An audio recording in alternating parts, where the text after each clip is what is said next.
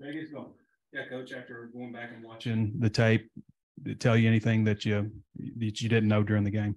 No, not really. I knew a little bit. You know, in the pass protection, they bowled us. We couldn't handle the front of the pocket. It was getting collapsed back on KJ, and they were taking away all the deep throws and most of them, and we were having to throw the ball underneath. I knew we were having trouble with their blitz, with their line movement, whether it be with the blitz or their twist game. And we had uncharacteristic, you know, we struggled snapping the ball, you know, things of that nature. Defensively, I thought our D-line played pretty well. I thought it was good. I thought Bumper came back and, you know, he hit guys and then they went backwards, which he hadn't been able to do. Still too many open guys in the secondary. But for the most part, I probably saw what I saw live. I mean, this is regarded as one of the better offensive lines in the country. Why did that happen? It's hard to put a finger on it because all five of them have to play in sync, and especially when you're getting twists and movement games. When we would out a call or when we would go out to a potential blitzer, the looper would come back in the A gap in the backside, and we were doubling the three up to the backside linebacker. We got caught a couple of times with that instead of just the whole line just run. But I don't know. We just haven't had that, you know. So the bottom line, it was probably the runs that we were running into that. We tried to change and run some gap schemes later. Obviously, AJ Green came in and we were able to crease a little bit there with that, but it's basically we just weren't ready enough for the movement is what got us. What did you see out of the team yesterday? What do you maybe think the response might be this week with a team that's, you know, has a chance to make the college football playoff coming in here? They're really good. Their quarterback, Daniels, makes them go. They've got a big physical offensive line. Coach Davis is doing a really good job up there. They're playing some young kids. They got a couple of freshmen at tackles that are good players. Butte and that group of wideouts is really good. They got a young freshman tight end that's really good. Three backs that play a lot. They're all good players, but they're a physical downhill running offense that if they want to get the ball outside, Daniels is a guy that's going to get it outside, and he's hard to bring down, but he can throw it too. And I think they ran the ball 20 times on Alabama, and the rest of them were all passes. Defensively, very, very good on the interior, very good. Wingo and Roy, they're really good down there. And if you get in a pass game, 18 and 11 Gay, they're both long, got speed. And, of course, you know, they got Joe back there playing, Joe and Brooks playing safeties for them, and they've been playing really well. They've got a young freshman, Perkins, that plays out in a Sam and nickel type situation, and a Sam Backer, and he's really a talented young guy too. They have a lot of speed. They're LSU. They got a lot of talent, and they're big. They're playing really well right now. On KJ's situation, can he get better in the course of a week, or, you know, what's the, I guess, criteria for how he can go? Well, I think he feels better this week than he did last week. So I expect him to be able to throw today. And if that's the case, then I feel like he'll be fine by Saturday. You know, I answered a question the other night about, talking to Kendall about KJ, that question was more in reference of what was his health, not necessarily he's not playing well or we're going to take him out. It was about, is he healthy enough to play? And the answer was yes. And so there was never really a thought of pulling him out because of performance. It was about whether he was healthy or not. And obviously he ended up playing the last quarter. So, got back in groove a little bit, but I just wanted to clear that up because it wasn't about taking him out about performance. It was he healthy enough? Well, Brian Kelly, and like you said, LSU's got a lot of talent, but they've been down by their standards. What do you think about how he's brought them back so quickly? I think he's done an outstanding job. They lost to Florida State, and everybody was talking about how terrible he is, and obviously he's not. He's had a lot of success in his career everywhere he's been, and I've gotten to know him a little bit in our head coaches meetings and things. And of course, he kept Brad Davis over there that he knew I had years with Brad. And so we visited about that a little bit, but he's a really good coach, good man. And I'm obviously happy for him, how he's went into LSU and got him to this point because I like him, but obviously, they're the top right now in the SEC West, and we have an opportunity to knock them out of there. And that's our goal. In your experience playing Alabama, I know all these SEC games are tough, but is there any advantage playing a team after they play Alabama, especially a tough emotional game like LSU just had with them? Well, I would say, obviously we lost, so certainly we better have a chip on our shoulder because of that. So you have to look at yourself first. And then, that was a big time game. Some people claim you can't get up twice in a row. LSU's actually had some back-to-back that were good opponents, that they've had success with. But I don't know how much truth there is to that or not. I've about come to the fact that if your team's not ready, you're going to get beat. And if they are, you got a really good chance to win. And it's about your prep and a lot about emotion and things of that nature. And it's a lot easier to get up when you're at home, in that type of game against Alabama than on the road. And hopefully you play better because of it. But I think the physicality of Bama certainly is a point to consider when you're playing a team after they played Alabama. With KJ, is it still the shoulder that's been bothering him? Yeah, it's really in the clavicle area, but there's nothing. It's bruised, and it's hard for him to throw the ball without some type of pain. And like I say, I think he's much better than what he was last week. So hopefully we'll get a good week of practice out of him and go from there. And going back to the twists and the movement that Liberty used to stop your run game, is that something you've seen this year from other teams before? How has the offensive line handled it in the past? Well, we've handled for the most part. I can remember Georgia last year. That they physically just dominated us, but they ran their defense. It wasn't a lot of movement. A lot of knockback. We've seen that, and they did the same thing against Wake Forest. Not the same, but a lot of similarities of their game plan against us was against just like Wake Forest.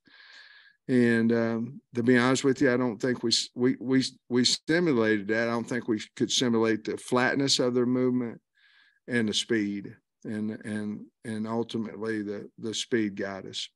Does LSU do some of that, or do you think they might after seeing the tape? Well, like I said, when I met with the offensive staff today, I told them we better get ready for it. They have shown it in a game or two, but that's not their forte, but if they see that, it's like anything. If you get a field goal blocked, if you don't fix it, you're going to get another one blocked. And it's the same thing here. They're going to test us. They're going to do what they do because they're having success, but there'll be some type of line movement twist games in there on rundowns just because Liberty had so much success doing it. You said a couple weeks ago that Chavis and McAdoo would kind of be competing a little bit in the secondary. Just what's the state of that competition after McAdoo's day Saturday?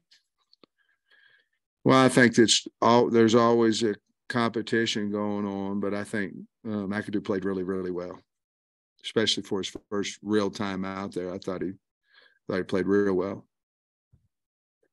Coach, in retrospect, would Malik have been a better option for you, just given that KJ was struggling the way he was? I don't think so. I mean, I guess, you can look at it after the game. You got to make – the difference is where y'all and the public and all that, you got post-game to sit down and go, well, maybe this should have happened. Maybe this should have happened.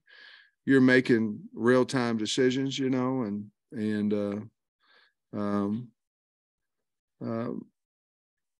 I think it is true that if you don't practice the entirety of the practice each day and each week, you're not going to play as well. I think that's proved the test of time. But at the same time, when KJ said he was ready and he wanted to go, I believe, I don't know. I believe that most people would say, okay, let's go. And I know I did. And so, but there's always concern when a guy doesn't, practice and he practiced every day, but it wasn't like, a full practice and throwing the ball all the time and those things. Did you feel like the energy was where it needed to be No. on the sideline and everything? No. What's causing that? Because it seems like know. Mississippi State, it was kind of a similar deal. Well, it may be because they're thinking their leader might not be out there. I don't know. We had all kinds of reasons to win, even if just winning is the reason, winning homecoming. But we had all kinds. I mean, to beat a top 25 team, to get bowl eligible, homecoming. We had all kinds of reasons to go out there and play hard and play well, and we didn't. And I had in last year, it was Rice, and then it was Penn State for a half, and I looked at it as it was time off. What are we doing in the 4 weeks between the bowl game and between the first game? Because Georgia Southern, we didn't have that problem. I'm talking about non-Power 5, schools. And so I was looking at it as, what are we doing in that long stretch? We got to fix it, so we can play well in openers and we can play well after buys and we can play well in the bowl situation when we have time. But now, as you think about it more and more, it's, for the most part, it's non-Power 5 teams that we haven't, we woke up against Missouri State late. We never really woke up Saturday, and it shouldn't be that way. Those type teams, we've got to have a hunger, and I respect all of them. Heck, one Saturday beat us. But we've got to somehow, and we were trying to simulate it in practice with the fast starts and all these type things. I don't know why, but it was flat and you could feel it. And we couldn't get it turned around fast enough, to be honest with you. Coach, so 2 weeks there in a row, you won the toss, took the ball first. Then last week, I think Liberty won the toss, so you didn't really have an option. Yeah. What would you, if you win the toss Saturday, what's going to be your option there? Well, no matter what happened, we won the 2 previous games. And now one of them was a fumble on the 50. The other one started out sack, Auburn. The card tells you to the logic tells you to defer, put your defense out there. We were trying to change it up against BYU. It worked. We won. We had the fumble, and then we kept it last week. It worked. Auburn, we won, and then this one here, they won the toss. But if we're not going to go down and move the ball and score on our first drive, there's not any reason to take it. You got your night game for Ole Miss. They still don't know if it's 6 or 6:30, but how, from a recruiting standpoint, how happy are you about very, very. I think our crowd will be excited and into it, and I think they will. LSU's coming to town. I think they will 11 a.m. too. But you specifically ask about recruiting. That should be a big day for us. Coach had a couple of guys get in trouble this weekend Yeah. with Slusher and Brown. Do you have any comment on that, or have you made any disciplinary decisions with that? Yeah, we've suspended them for at least 1 week, and they've got AM runs. They've done one this morning, and they'll both participate in practice on the scout team, and it's unfortunate. It's not acceptable, but part of our job is to teach these kids, and hopefully we'll get that done. Does James Johnson kind of slide in there at nickel, or how do you see that playing out? He can. I mean, he would be certainly one of them. Chavis might be another option to go back to safety. You might move Blair to nickel. I don't know, but with the emergency of Quincy, that kind of buys us another player, another option to move around. Specifically on Jaden Daniels, from game one to now, what's the progress that you've seen out of him? Wow. Well, I think he understands the offense. And the thing about it is they've played good teams, good coordinators, and they've schemed up some nice plays, and they got him dead to rights and don't touch him, and he goes for a long run or a touchdown or what have you.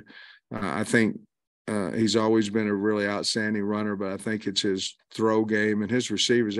One-on-one, they'll catch the ball now. Coach Hankton over there does a great job coaching the wideouts, and they'll go up and catch a contested. They're big, and they'll go up and catch a contested ball. But I think probably overall, I think his knowledge of the offense seems to be playing more confidently, and his passing has been really on point.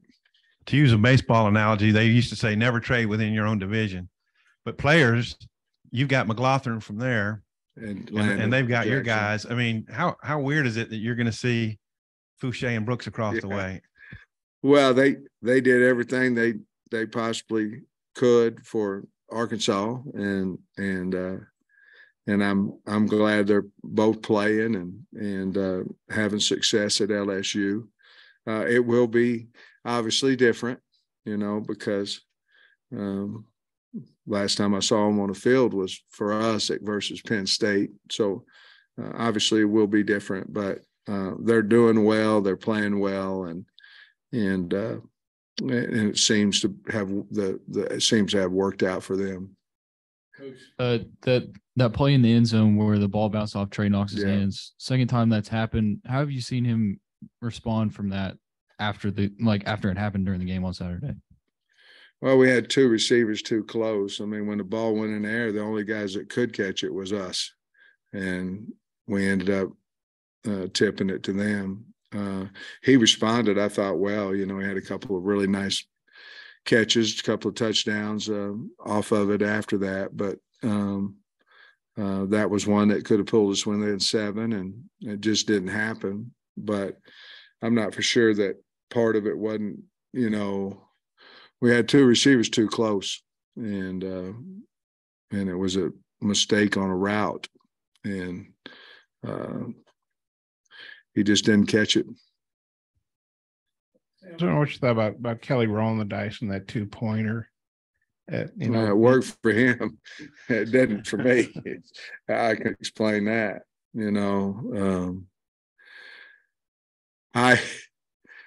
Guys, I think a lot of guys would do different stuff if they didn't worry about coming in here. after it didn't work. You know what I mean? I mean, whenever he called it, it was like, that's the thing to do. Get the game over with. If you're saying we can beat Alabama from the 3-yard line, we can beat them, and they can't do anything about it. That's what he did, and it worked. But it takes guts to do that now. I mean, it does. And I did it against Ole Miss last year, and we didn't make it. But I know you can say it was on the road versus at home. I get all that, but that takes guts. And he did it, and it worked. And more power to him. You mentioned that their O-line. I think I read somewhere I'm not sure they've had the same lineup, but they've had to change the lineup a lot, I guess, because of injuries and obviously, you know, Brad and all. Just wondering what you think of and playing those young tackles. Just wondering what you think about the job he's doing there. I think he's doing an outstanding job. They had Bradford playing at left tackle for a while, and they moved him back into guard, and they put the 2 young guys out. Well, Emory Jones has been playing tackle, but Will Campbell has really, to me, helped them because he's done a really good job at left tackle for him and allowed to move Bradford, the big kid, back inside at guard. But they're big and physical and well coached. I mean, if you look at them technique wise, they're what an offensive line is supposed to look like off the snap of the ball, whether it be run or pass. He's done a really good job, in my opinion, with the front, and he's had to play multiple looks as far as, where his guys are playing. That's also a sign of a good coach, that you can still have success, but you may not have the same guys at the same position every week. Brown and Slusher, how did you find out about it yesterday, and what was your initial reaction? Hunter Yurchek called me and told me. I had not seen it, and we talked about what we've done in the past with disciplinary actions, and then we called the kids in and talked to them. Have you had a chance to talk to any of the players yet? And if so, when you address them to keep them focused, any idea what you're going to communicate today or whenever? You asking me if I've told the team about it? Or I'm sorry. Have you communicated with any of the players, or will you address the team? And if so, what might No, I haven't. We have our team meeting this afternoon, so I haven't talked to any of the players about it besides the 2 players that were involved in the incident. Obviously, you haven't met with them yet, but you mentioned being flat and stuff. There's only so far, I guess, coaches can go with that. Like, from within the team, the players got to take ownership. Has anybody stepped up and been vocal? But like last year, I know Grant Morgan got into people's rear end about it, and Catalan too, maybe. But who are the guys doing that now? Well, that's a good question. Our leadership more like by committee and not necessarily by 1 or 2 guys. When you have a committee of leaders, you may not have the Grant Morgan. We obviously, I think everybody knows Poole's a leader for us, but he's been hurt.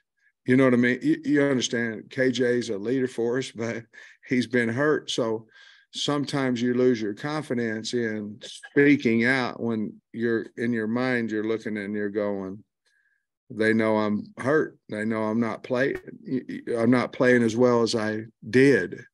So our leaders have physically been hurt. And so they got to get over it and know that people look at them as leaders, regardless of their playing status or anything like that. And we need to develop more of that. And I think we had it, but I think just rationalizing it, I think our top 2 leaders, those guys, have been hurt. And I think that we've got to build their confidence back up on saying what they need to say to the team.